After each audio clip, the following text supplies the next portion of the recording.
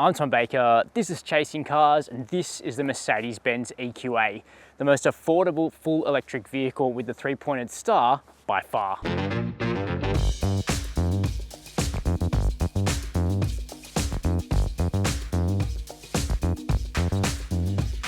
If you're thinking that the EQA looks a lot like the Mercedes-Benz GLA, you wouldn't be wrong. The two cars have so much in common. It's easy to think of the EQA as purely just a battery electric GLA, but that would be to ignore quite a few specification and design differences about the car. But hey, if you want to think of them as one single model, I think that's fair enough. Clearly, we do have quite a sharply restyled front apron on the vehicle, and there are similar changes around the back, incorporating this broad light bar front and rear that is becoming a brand signature of Mercedes EQ, which is kind of a sub-brand for Benz, just like AMG is. Either way though, I actually think it's quite a cute looking little crossover, particularly dressed up as this grey car is with the AMG package. You get these really awesome looking multi-spoke 20-inch wheels, and the chrome treatment outside is replaced with gloss black. That being said, even in standard form, it's quite an attractive looking vehicle. But while the EQA is about the same size as a GLA, this car is important because it gives Mercedes-Benz a more affordable full battery electric vehicle to sell here in Australia.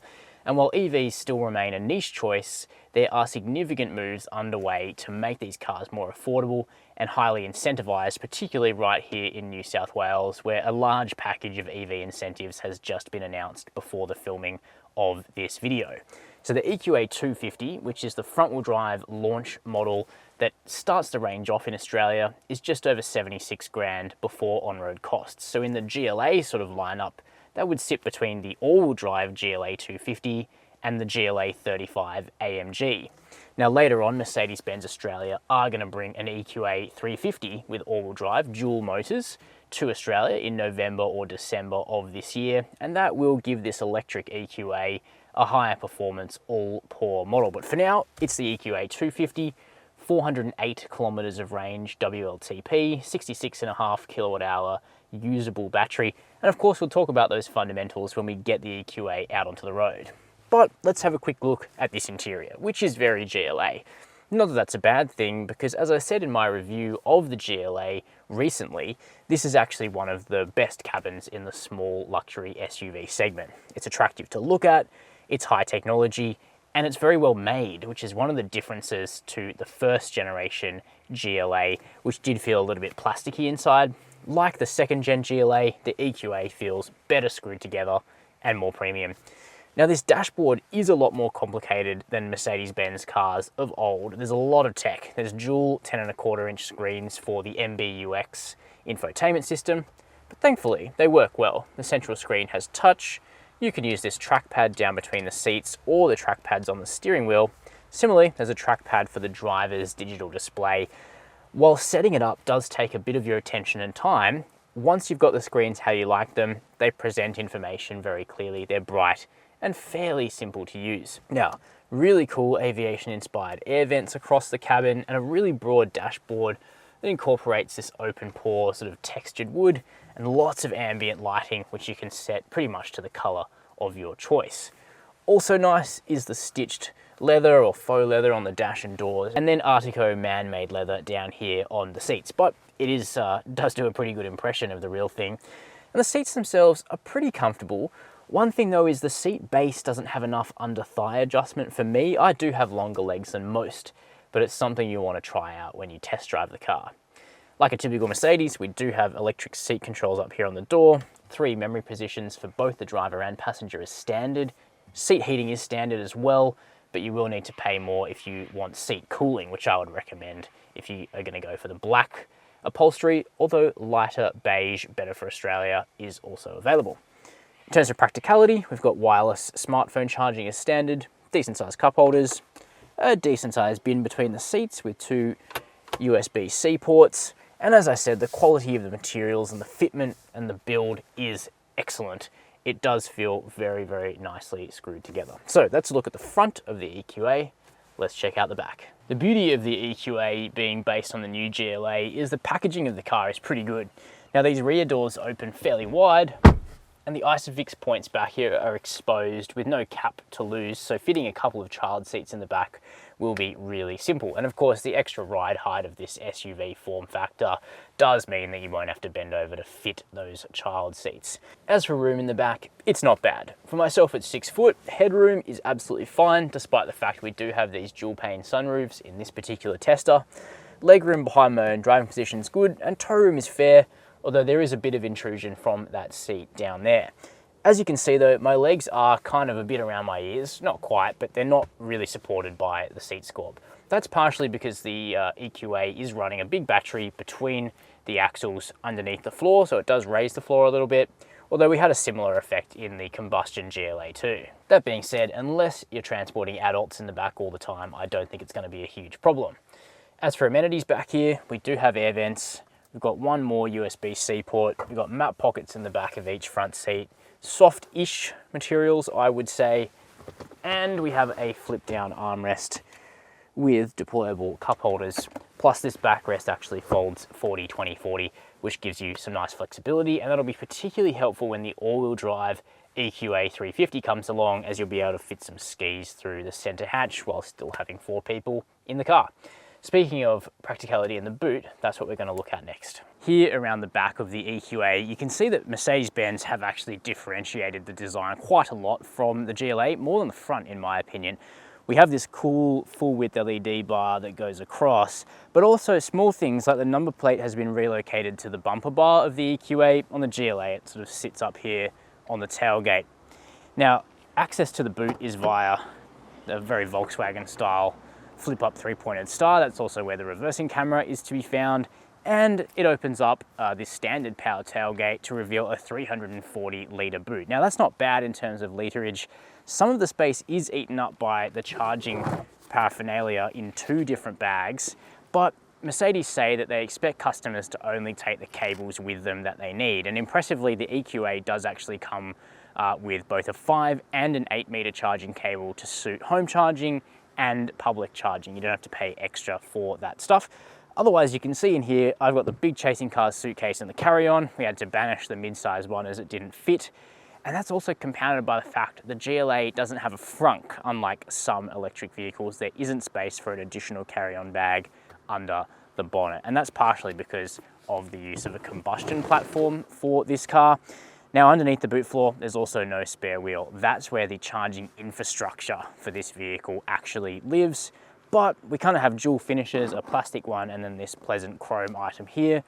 We have nets off to the left and right of the boot, substantial cargo cover, controls to close or close and lock. And as I mentioned, the power tailgate standard, as is convenience access to all 4 doors. You don't actually have to get the key out and press unlock. Just before we chat about the running costs of the EQA, I'll take you through the price of the car more specifically, because interestingly, I actually think the EQA350 is better value than something like a Kona Electric or a Kia Niro EV. It is about 10 grand more expensive than those cars in terms of list price, but you do get a lot of standard kit. Stuff like memory, electrically adjustable heated seats, those dual screens inside, keyless access to all of the doors in the boot. These are things that typically aren't standard on rivals around this price. Of course, the Tesla Model 3 Standard Range Plus continues to be the standout vehicle for value for money in this part of the market. But if you are tied to the 3-pointed star, you want a Mercedes-Benz EV, the EQA gives you a much better value vehicle than something like the A-Class plug-in hybrid or the EQC, which is a size bigger than this. Now, as I mentioned, the EQA350 is $76,800. There is a special first edition with a bunch of rose gold accents for about another $7,000. This car doesn't have that. Instead, we have the AMG package, which is $2,950, gives you different styling, black accents, these cool 20-inch wheels, and a AMG-ish interior with things like that sports Napa flat bottom steering wheel. We also have the Vision package, which is $2,900. That gives you a 12-speaker, 590-watt Burmester stereo, panoramic sunroof, and a 360-degree camera. And you can go further for another $2,500 for an innovations package with a heads-up display and augmented reality for the navigation. Sunroof, cooled seats, there's some standalone options. So you can spend quite a lot on your EQA if you want to, but as it comes stock, it's actually not terrible value in this part of the market. As for running costs, running an EV can be very affordable, particularly if you can charge at home and particularly if you have solar at your home. But even paying the average sort of electricity price here in New South Wales, filling up from 0 to 100% in the EQA will only cost you about $16 at home, and out in public using fast chargers, it'll cost around $26. However, the EQA comes with a 3-year unlimited ChargeFox subscription included, which really can cut those running costs in the first few years.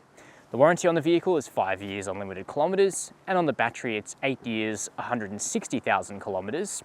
Servicing, Mercedes-Benz haven't given us a fixed price for servicing on the EQA yet, but if they publish one by the time this video goes to air, it'll be displayed on screen by the power of magic.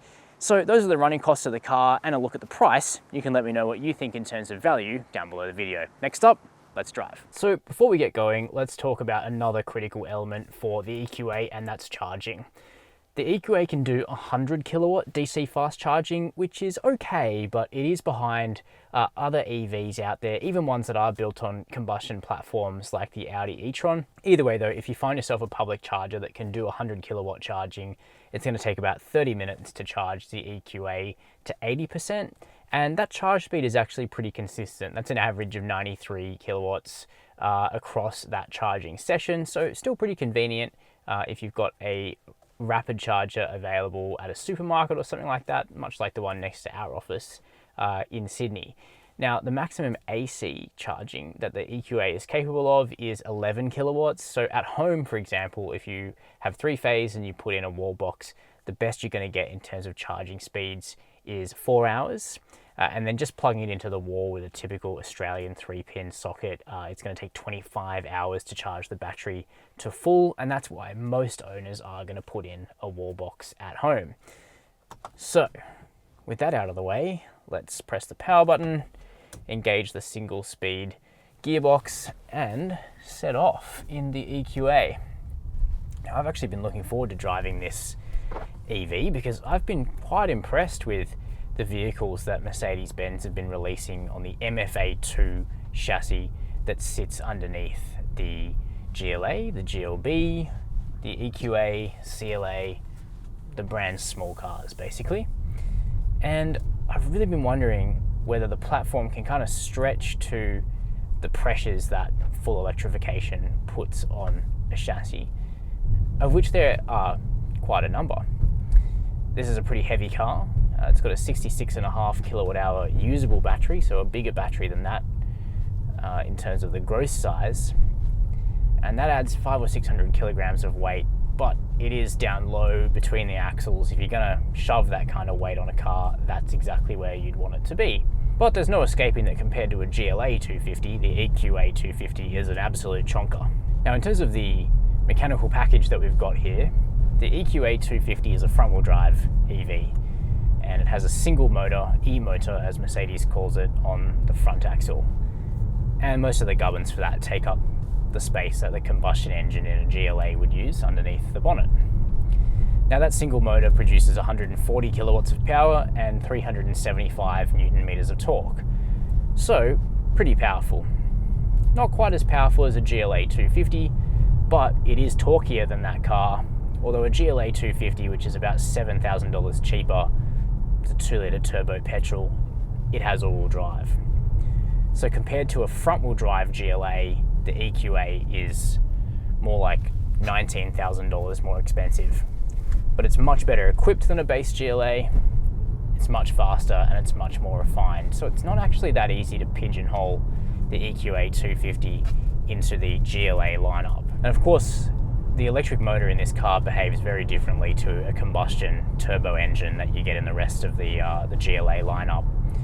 Torque is plentiful, there's lots of it, and it comes on strong immediately. The car's not that forceful off the line. It's a little more responsive in sport mode, but it's actually sort of a second after it's moved off the line, it really shoves all that torque at you and you get just tremendous linear, smooth response. The motor's behavior is smooth, that's the main word I would use for it. And that's perfect for people that love a Mercedes-Benz because, you know, I own a 6-cylinder Mercedes-Benz as one of my personal cars, and there's no doubt that the motor in the EQA is much smoother than that engine. and it's a pretty smooth engine. Later, the EQA350 will offer a big performance boost from its dual motor all-wheel drive setup. The EQA350 probably costs $10,000 or $15,000 more, but it will produce 215 kilowatts of power and 520 newton meters of torque, more torque than the GLA 45. So that really should be quite an enjoyable drive. But as it goes, you don't really feel like you're missing out in the EQA 250. I'd say it's quick enough and punchy enough for almost anyone. Pulling out of a corner, it's tremendous. And I want to give a really big shout out to the engineers that did the stability control calibration, because a lot of heavy inert EVs, particularly ones based on existing combustion platforms, can get very, very pushy and produce a lot of understeer when you start to corner harder. The EQA resists that understeer very well indeed. And it's all in the ESC basically. The chassis itself is solid and well set up, and the weight is distributed better thanks to the battery. But it just really, really keeps you tight and hemmed in the corners and doesn't want to push wide into the opposing lane like a Kona or a Niro do. The Continental Conti Eco 6 tyres also do a pretty good job, and they don't have that kind of crappy low grip sensation to them. That said, it's dry this test, so I haven't driven the EQA in the wet yet. If you have, and you have a comment on the Contis in that situation, put it below in the comments. So the motor is smooth, and the way the EQA behaves when you start to drive it a little bit more athletically is impressive. But how does it go day to day? Well, you can tell that there have had to be compromises in the ride for the EQA, and that's to be expected. Even though EVs have their weight down low, it's still a heavy car, and that does create stresses on the suspension of any vehicle. So the ride isn't as compliant or as comfortable as it is on a GLA 250. Now, to be fair, this Tester does have big 20-inch wheels on it, but there's still a reasonably chunky tyre on there actually. It's just, you do feel more reverberations from the road. There's a little more head toss in the EQA than there is in the GLA. The ride is actually very similar to the Tesla Model 3 in that sense. It's comfortable enough and compliant enough, but there's a little bit too much bounce at times, and it's a little bit arthritic over imperfections, I would say. Now, that kind of slight lack of compliance over potholes never goes away, but you can actually fix the body control by putting the dampers into sport mode. The ride is no less comfortable. It's still fine, but the body stops pitching around under throttle, under braking, and in the corners. So I actually set up my individual drive mode to have the steering and the motor in comfort, but the suspension in sport. And that's not usually what I do. I usually want the suspension in comfort or normal. But in this case, sport dampers hem the body control right in, and the ride stays the same, which is perfectly acceptable, but it's not old school, isolated Mercedes compliance, that's for sure. Similarly, brake pedal feel is just okay. This car has a number of braking modes. In its automatic mode, it uses the long-range radar for the adaptive cruise control to judge whether there's a car in front of you and use regenerative braking to keep you at a reasonable distance from that car. But you can actually alter it massively. You can put the car just in standard drive mode, where it mimics the gearbox of a combustion Mercedes, lift off your foot, and you get a subtle flywheel effect as if it's engine braking a little bit, but certainly not like a pitching regen. But if you want something closer to one pedal driving, you have two levels of off-throttle regen. And the second one, which I'm using now, it definitely does have that sort of regen braking, pitch you forward feel. Similarly, you can go the other direction. You can have the car totally freewheel, no engine braking simulation. So depending on the situation you're in, you can customize that all through the paddles. Personally, I just drove it around in drive, like not really using regen braking most of the time, but if you want to get the best efficiency from the car, you will need to use regen. Speaking of efficiency, WLTP range rating for this car is 408 kilometers, which means it consumes around 19-20 kilowatt hours per 100 kilometers, and that's precisely what we got in testing. Another reason why the WLTP standard is the one we use on chasing cars. It's not perfect. It is generally about 10% under the real world consumption and range, but it's pretty good. Now, in more performance driving, you're going to see 30 kilowatt hours per 100 Ks easily. But in our general normal testing, 21 kilowatt hours per 100 was perfectly achievable without really trying. In other news, it's refined, it's quiet inside, apart from the fact you do hear more suspension noise because there's no engine or gearbox sound. And in terms of safety, it's well equipped. We've got sophisticated adaptive cruise, lane keeping that really works well, blind spot monitoring, a 360-degree camera. That's part of an option package, I should say. It feels safe, smart, and largely well kitted out. So that's a look at the Mercedes-Benz EQA350. My personal opinion on the vehicle is that this is where EVs really do start to hit an important part of the market. There are heaps of people here in Australia who love Mercedes-Benz and have rusted on Mercedes-Benz customers. And it's vehicles like the EQA that are going to encourage them to try out electric motoring. And what they find in the EQA350 is a luxurious, well-packaged, small luxury SUV that happens to be electric. The fact it doesn't shove it in your face is actually a positive for people like that. And so personally, I find a lot to like about this car. Now, you do need to cross-shop it with the Model 3. There's absolutely no doubt about that. And in the coming 12 months, there's going to be a slew of competitors for this car that make this segment more difficult to compete in, but that's great for the consumer. Keen to know your view though. Let me know down below this video what you think of the EQA. Will it be on your shopping list? While you're there, make sure to hit subscribe and the notification bell. And as always, thanks for watching Chasing Cars.